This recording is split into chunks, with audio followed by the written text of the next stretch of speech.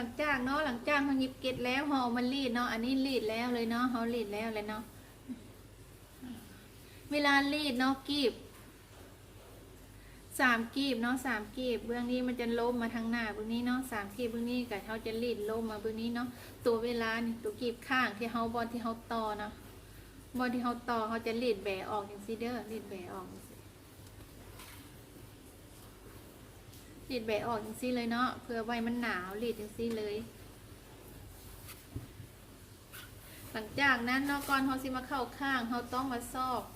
ความกว้างของสิ้นก่อนความกว้างของสิ้นเนาะความกว้างของสิ้นนี่เขาก็เอาสะโพกเนาะสะโพกบวกให้แอวลบให้2ออกเท่าใดเขาเก่าสำนั้นเลยเนาะอันนี้สะโพกเนาะสะโพกเฮาแมน35เนาะ35สะโพก35บวกให้แอว26ได้อยู่61ลบ2ก็จะเหลืออยู่59เนาะเหลืออยู่59เขาจะเอา59เลยขั้นสิ้น2 ลูกเนาะสิ้น2 ลูกเนี่ยเขาจะแทกอยู่เบื้องที่เขาหยิบกีบหลายนี่ไปเลยเนาะมันจะแทกอยู่เบื้องนี้ไปเขาจะบดแทกจะเบื้องนี้มาเนาะเพราะว่าขั้นเขาแทกเบื้องนี้มาขั้นแทกเบื้องนี้มาเนาะระบเนียนเวลามันสิ้นเหลือเขาสมาตัดเบื้องนี้มันบ่ได้เนาะเพราะว่าเบื้องนี้เป็นเบื้องที่เขาเอามาแต้มเกล็ดแต้มกีบมันแล้วมันเหลือน้อยเดียวเนาะเหลือน้อยเดียวเพราะฉะนั้นเขาจะแทกอยู่เบื้องนี้ไปหาเบื้องขวาของสิ้นเนาะแต่เขาจะบดแทกอยู่บนหัวเพราะว่าบนหัวเขาหยิบไปแล้วนะเขามาแทกอยู่บนตีนไปเลยแทกไปให้ได้ตัวเลขที่เขาบวกลบออกมาเนาะ59เนาะเขาบวกมาใน59อยู่ใส่เขากระหม่อยู่หันเนี่ยเลยหลังจากเขาหมายแล้วเขาก็ขีดเนาะขีดเส้นซื้อเมียนให้เขาเวลาเขาหยิบเนาะเขาก็ตัดออกเลยเนาะ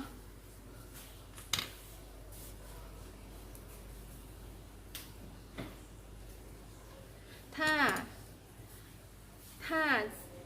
ลูกค้าผู้ใดเนาะคันว่าแบบเขาเบิ่งคันสิ้นกับเจ้าเนาะสิ้นกับเจ้าเป็นสิ้นที่มีราคามีราคาแน่เนาะเขาก็บ่จำเป็นตัดออกก็ได้ให้จะโจงมีจังซี่เลยโจงมีจังซี่แล้วเวลาเขาตัดเนาะเวลาเขาสิหยิบเขาก็มันหยิบอยู่นี่เลยตัวนี้เขามีแต่ว่าโจงออกมาได้เดียวพอให้หยิบแต่เบื้องที่มันเหลือนี่เขาก็โจงมีจังซี่เลย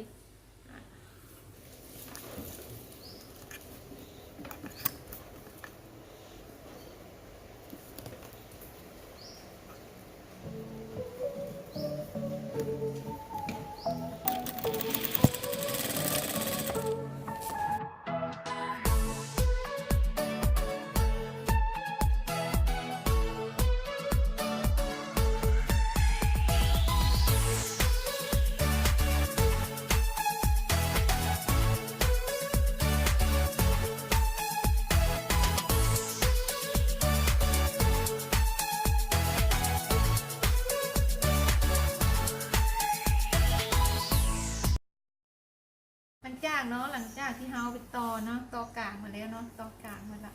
ต่อกลางเมื่อแล้วก็แทรกหมดเลยเนาะมันเฮากับที่มาเกี่ยนหัววิธีเกี่ยนหัวสิ้นเนาะเกี่ยนหัวสิ้นแมน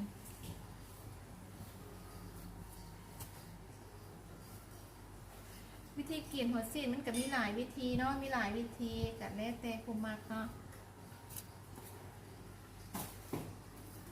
แล้วแต่ผู้มักเขาจะมาเบิ่งว่าลูกค้าเขาลงเบื้องขวาเนาะลงเบื้องขวาเขาก็จะพับเบื้องขวามาเลยจะพับเบื้องขวา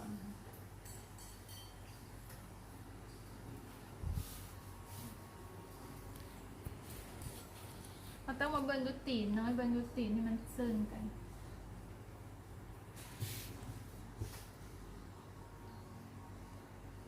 ตีนกับซึงกันเนาะหัวสิ้นกับซึงกันเขาจับคือตอนเขานุ่งเลยเนาะเขาจับคือตอนเขานุ่งเลย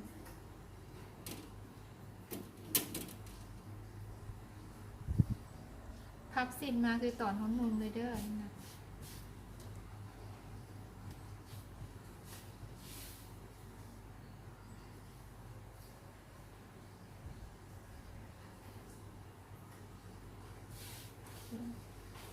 ากได้สิเนาะได้สิทำมาเบิ่งวิธีเนาะวิธีเกี่ยนหัวสิ้น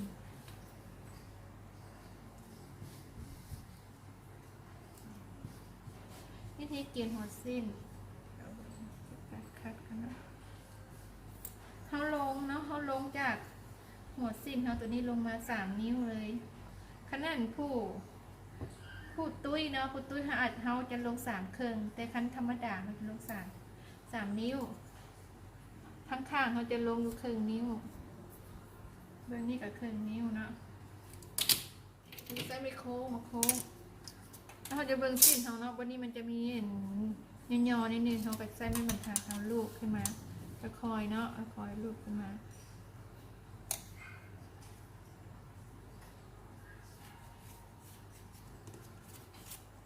จะได้สินะ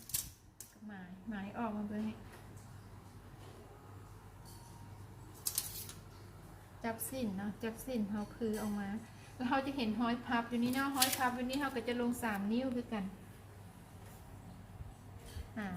ห้อยพับเขาเมื่อกี้อยู่บนกีบข้างเนาะเขาจะเห็นกันลงที่3 นิ้วใส่ไม่โค้งเนาะอันนี้ใส่ไม่โค้งอยู่บนกีบข้างเบื้องนี้มาใส่บอลเขาลงนี่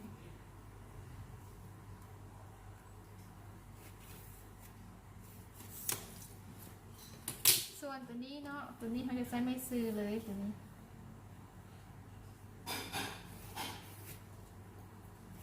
ตัดแผ่นหน้าได้นะเขามาต่อเขามาเบิ่งทางก้นเนาะก้นจะแปะให้มันเรียบนะ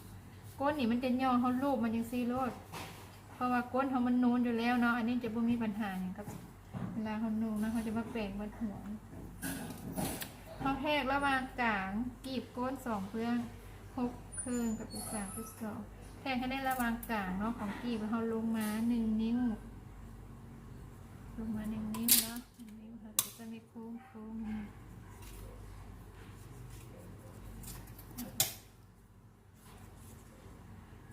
งกีบก้นนะเขาต้องโค้งให้มันเท่ากันเสมอกันโอเคเมื่อขั้นตอนการแต้มเนาะวิธีเกี่ยนมันเนาะเขาจะตัดออกเลยก็ได้แต่ถ้ากรณีว่าเขาย่านเดี๋ยวเขาตัดออกเนาะตัดออกแล้วมันเนี่ยที่เฮ็ดให้สิ้นเขาเวลาเขายิบมันสัญญาเขาว่าจำเป็นตัดก็ได้เนาะแล้วเขากลับไปยิบหัวใส่ก่อนแล้วเขาจะมาตัดก็ได้ยิบหัวมันจะมียิบม้วน2 เทื่อนะเขายิบม้วนเธอทำอิดแล้วเขาก็ตัดหัวออกแล้วเขาจะมาม้วนห่อที่2เข้าไปเบิ่งเนาะไปเบิ่งวิธียิบหัวสิ้นก่อนเลยสังหกทบเครื่อง2 เทื่อได้สำใดเขาก็เอาซ้ำหั่นเลยเนาะวิธีตัดผ่าแข็งให้หัวสิ้นเนาะ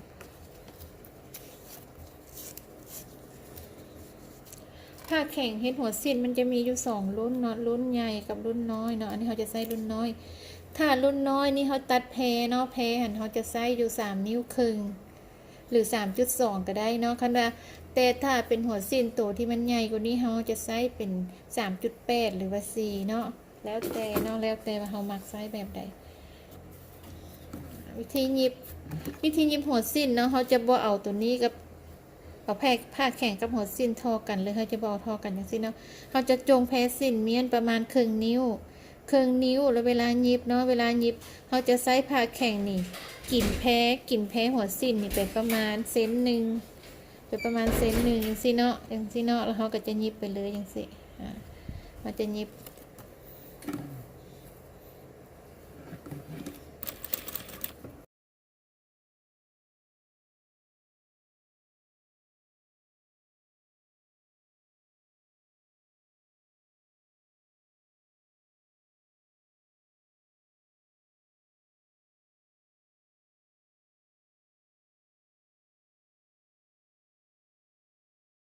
หลังจากเขาหยิบแล้วเขาจะเป็นรีดก่อนเขาจะเป็นรีดเขาจึงมาเข้าหัวสิ้นเนาะวิธีรีดเขาจะใส่ผ้าแข็งเนาะพับเนาะเขาจะพับไปมันจะใส่แล้วก็รีดเนาะมือเขาจะใส่มือเขาเข้าไปทางในนี้พับสิ้นเนาะพับ พับซอยแล้วก็รีดมาเขาจะค่อยๆรีดไปทีละสั้นจนทั่วพุ่นก่อนแล้วจึงกลับคืนมันรีดจังซี่ก็ได้ หรือเขาจะใช้วิธีพับเนาะพับ2 ทบเลย2 เทื่อแล้วก็รีดไปบัดเดียวเลยก็ได้เด้อแล้วแต่ความถนัดของเราเนาะ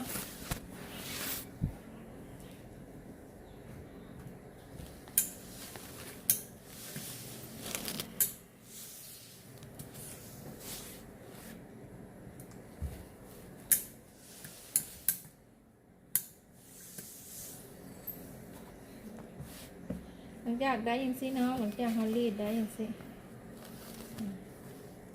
พับเนาะพับเทื่อที่1พับเทื่อที่2แล้วเขามาพับเทื่อที่3อีกเนาะ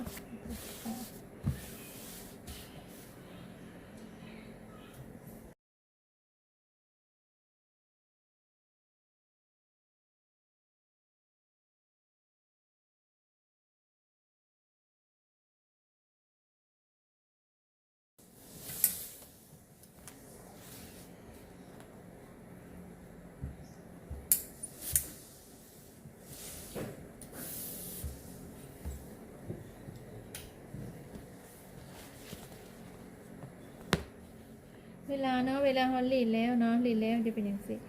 เวลาเขาเป็นยิบเนาะเขาก็จะเอาตัวที่3นี่ยัดเข้าไปในแล้วก็จะแล้วเขาจะเห็นเนาะจะเห็นแบบมันเป็นตัวที่3เนาะตัวที่3มันก็จะเลื่อนออกมาใน1มันจะเห็นว่ามันเลื่อนออกมาใน1เนาะเลื่อนออกมาใน1เวลาเขาเหยียบตัวนี้หรือตัวรูปนี้เขาก็จะเหยียบได้เลยเนาะวิธียังซี่มันสิง่ายกว่าเนาะที่เขาทั้งยิบทั้งพับเนาะเดี๋ยวเขาไปเบิ่งวิธีเข้าหัวสินต่อเลยเนาะ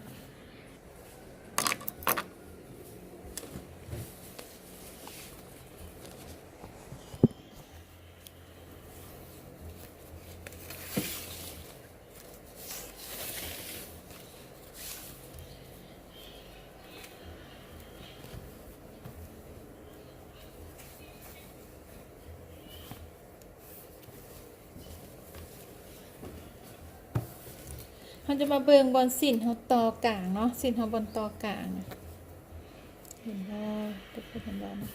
มันจะเป็นหอยนะต่อกลางนะเวลาเขาต่อเวลาเขาสิเข้าหัวสินเขาสิต่อเขาต้องเบิ่งตามสินเขาเนาะขั้นก่อนแล้วนี้บอลต่อนี่มันหนาเนาะเขาก็จะบอต่อหัวสินเขาก็จะบอเริ่มอยู่บอลหันเนาะเขาจะเริ่มออกไปทางข้างนิดนึงอย่ามาพี่นิดนึงหรือไว้พี่นิดนึงก็ได้เนาะเขาจะบอต่ออยู่บอลที่ว่าเขาต่อกลางนี่เลยแต่กรณีคันว่าสิ้นมันบางเนาะเขารีดไปยังซี่เนาะเป็นเพเวลาเขาจับไปก็เป็นเพแบบธรรมดาบุนาหลายเขาจะต่ออยู่บนที่เขาต่อกลางนี่เลยมันจะเป็นเวลาเขายิบมาแล้วมันจะเป็นเส้นเดี่ยวซื้อขึ้นไปเลยมันสิงามกลัวเนาะอันนี้เขาจะต่ออยู่ทางกลางนี่ไปเลยวิธีต่อเนาะวิธียิบหัวสิ้นรอบทำอิฐเขาพับตัวนี้เนาะพับตัวที่เขาจงเนี่ยนี่พับขึ้นมาอย่างสิเวลาเขายิบเขาจะบ่เหยียบเส้นสีขาวเนาะเขาจะบ่เหยียบเส้นสีขาวเขาจะยิบตกบนเส้นสีขาวที่เขารีดเนาะจะบ่ให้เหยียบเส้นสีขาวเด้อตัวแพ็คแข็งเด้อเขาต้องเหยียบตกลงจากบนสีขาวนี่นะเขาจะเหยียบตามที่บนเขารีดเมียนนี่เลย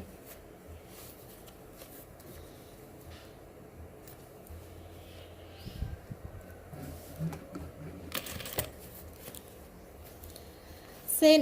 ที่เขาขีดเป็นเส้นที่เขาจะยิบเนาะเขาจะวางตัวที่เขารีดหันกับตัวเส้นสีแป้งเขาขีดเขาต้องแบบให้มันเซิงกันแล้วยิบตามนั่นเลยเนาะยิบตามนั่นไปเลย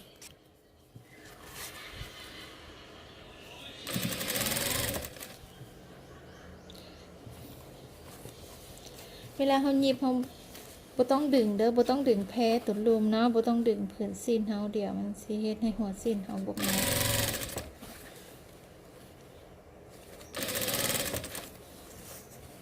ยิบให้เซิงกับตัวบอลเฮารีดเมื่อกี้เลยเนาะ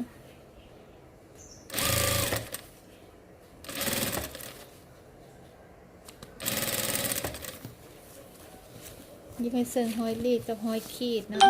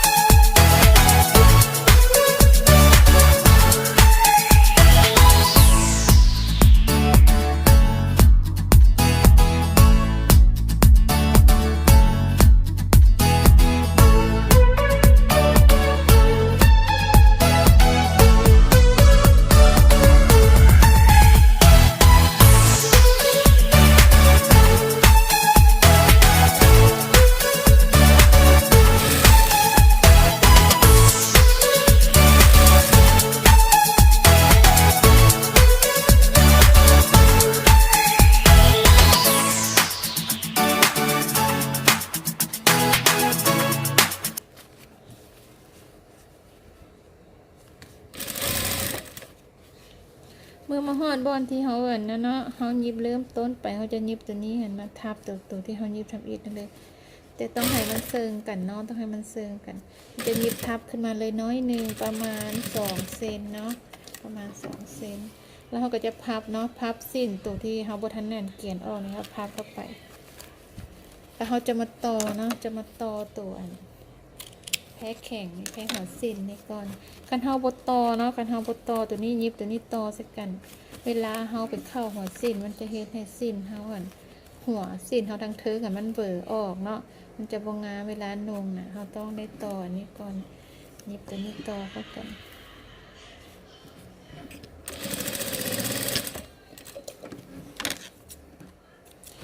โอเคตอนนี้เนาะอันนี้จะเป็นขั้นตอนเราจะหยิบเนาะหยิบขั้นตอนอีกก่อนนี่นะเดี๋ยวเขามาเกี่ยนหยิบหลังจากเขาหยิบนี้แล้วเนาะเขามาเกี่ยนตัวหัวสิ้นที่เขาอันขีดเมียนเมื่อกี้ที่เขายังไม่ทันได้เกี่ยนเขามาเกี่ยนตัวหัวสิ้นนั้นออกเนาะเขาจะมาเกี่ยนออกโจงน้อยนึงเนาะโจงน้อยนึงพอให้หยิบขั้นเขาจงหลายเกินไปมันจะเฮ็ดให้จองเนาะเฮ็ดให้จองเวลาเขาหยิบมันสิบงามเนาะเราก็ต้องได้เกี่ยนออก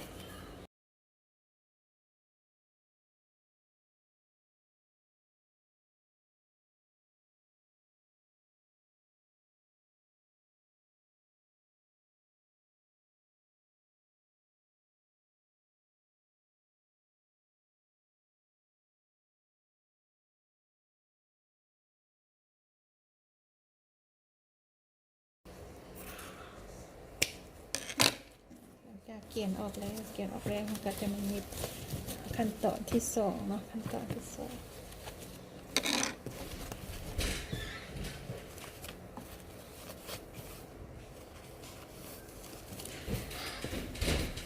ขั้นตอนที่สองเนาะเขาจะเบิ่งว่าบอลที่เขาต่อเนาะบอลที่เขาต่อมันจะเป็นอย่างซีเนาะเป็นอย่างซีเขาก็จะพับเลยพับแผ่นทำอิฐลงไปก่อนแผ่นที่สองแล้วแผ่นที่สองแผ่นนี้เนาะที่เขาพับเนี้ยเอากับพับมันเซิงแล้วก็พับลงไปทับแผ่นที่หนึ่ง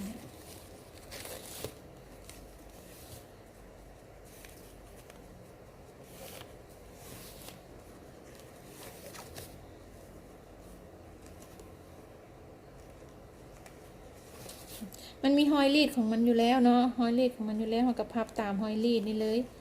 บนตอนี่มันอาจจะกลายไปน้อยนึงแต่ก็บ่เป็นอย่างเนาะเขากับพับตามนี่ตามห้องที่เขารีดนี่แล้วหลังจากเขาพับได้อย่างซี่แล้วเป็นบอเขาพับได้อย่างซี่แล้วเขาก็จับเอามือจับซอยให้มันแน่นเนาะแล้วเขาก็ปีนขึ้นมา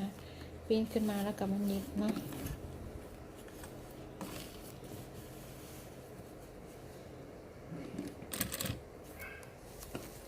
เวลาเขาเข้าหัวสิ้นเนาะอันนี้เขารีดเรียบร้อยบอรีดเรียบร้อยเขาหยิบเขาต้องดึงเนาะมือเขายิโป้มือเขาจะอยู่ลุมนี้เนาะเบื้องนี้แล้วเขาจะดึงหลังจากเขาดึงแล้วเนาะดิโป้มือเขาจะจับแล้วก็เน้นเมียนอย่างซีเนาะจับเมียนเน้นเมียนอย่างซีให้มันแน่นแล้วก็ยิบมาเลยเนาะเวลายิบตัวนี้เขาจะเต่งเลยเนาะเต่งหัวสิ้นมาเลยเนาะบ่ต้องยิบตกล่องเด้อยิบตกล่องหันเวลาเขานุ่งมันจะแบบเฮ็ดให้อัน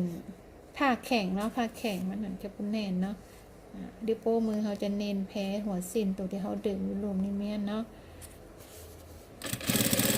เขาหยิบมันพยายามหยิบเนาะพยายามหยิบให้ได้ตัวหัวสิ้นทั้งรุมเนาะหัวสิเบื้องรุมให้พยายามหยิบให้ได้เนาะเขาก็จะใช้วิธีนี้เนาะหยิบไปจนสุดหัวสิ้นเพื่อนเนาะมือเขาเนาะมือเขาเบื้องนี้เขาก็ซอยรูปหัวสิ้นใส่คอยรูปหัวสิ้นแล้วก็คอยประคองหัวเนาะหัวสิ้นเราบ่ให้มันนะบ่ให้มันงับเนาะ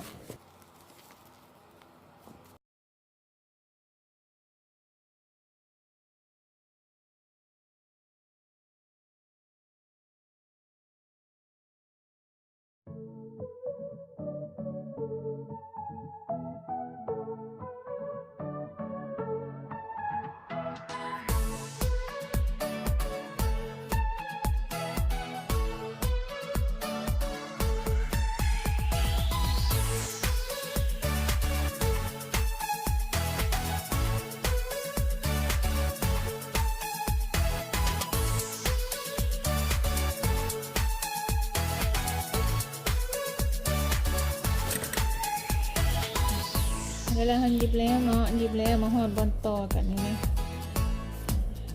ขั้นเวลาทำอีกเขาเริ่มไปเนาะขั้นเราเริ่มได้วางแพรหรือว่าตออย่างได้ให้มันพอดีเวลาเขาหยิบมามันก็จะพอดีเลยเนาะจะบนเหลือจะจะบนรุดบนลื่นอย่างเลยมันจะพอดีเลยเนาะอันนี้ค่ะก็จะหยิบไปเลย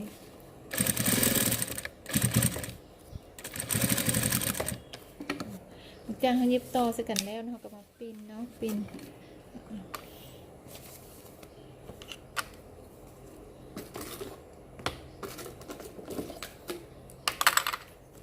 บอลที่มันต่อกันอยู่นี่เนาะเขาอาจจะใส่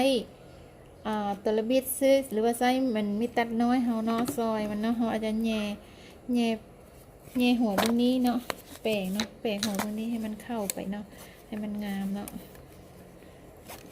สามารถแปะได้น้อยหนึ่งแย่ก็ไปแล้วเนาะแย่ไป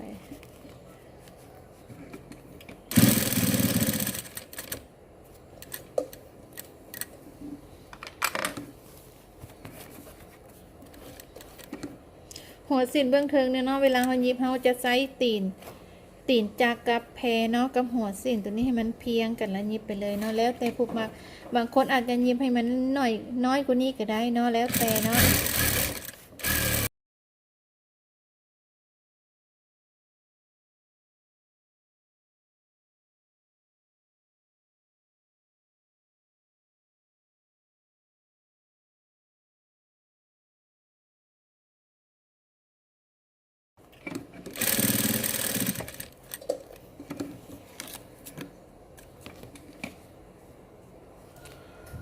เราต้องตัดได้เนาะแก็บได้ที่มันนั่นเหลืออยู่แอวเนาะอยู่บนไหนก็สร้างเนาะต้องตัดออกให้มันเนาะเพื่อให้มันละเอียดก็มากวดคือเบิ่งมันมีได้อยู่บนไหนที่มันโบงามเนาะเราก็ตัดออกได้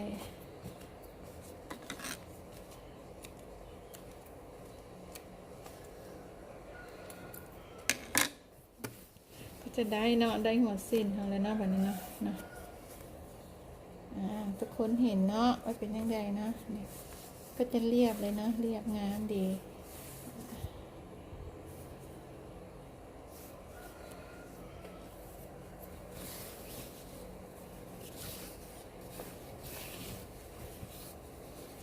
ขั้นตอนยิบอันสิ้นเนาะสิ้นใหม่